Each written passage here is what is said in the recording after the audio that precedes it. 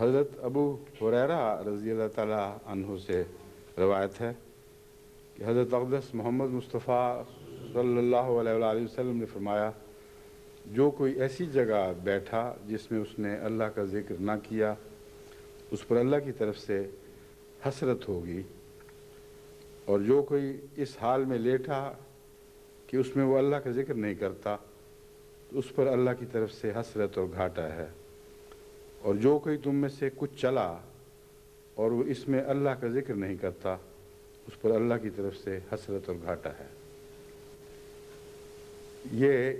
ایک ایسی حدیث ہے جس کا برعکس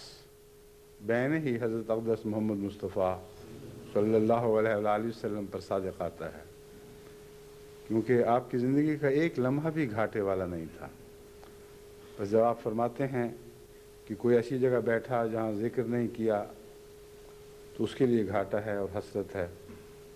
تو یہ خیال ایک ذکر کرنے والے ہی کو آ سکتا ہے۔ جب آپ فرماتے ہیں کہ جو چلا اور اس نے ذکر نہ کیا اس کے لیے گھاٹا ہے، تو یہ خیال بھی ایک ذکر کرنے والے ہی کو آ سکتا ہے، جس نے یہ کہا کہ وہ شخص جس نے جو اس حال میں لیٹا کہ اس نے ذکر نہیں کیا، یہ خیال بھی صرف ذکر کرنے والے ہی کو آ سکتا ہے،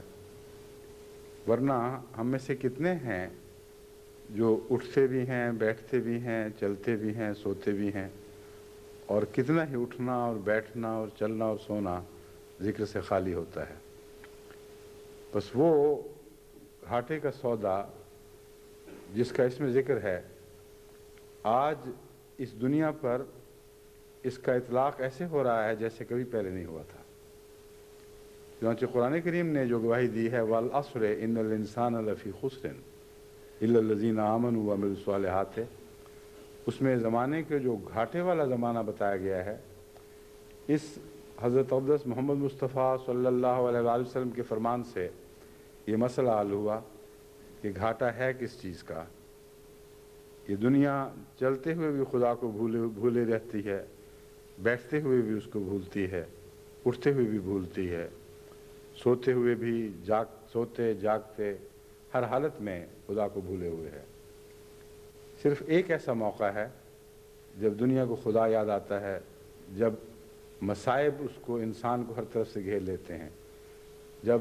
آفات سماوی اس پر آ پڑتی ہیں، جب طرح طرح کی تکلیفوں اور مصیبتوں میں مبتلا ہوتا ہے، صرف وہ وقت ہے جس وقت انسان اللہ کو یاد کرتا ہے۔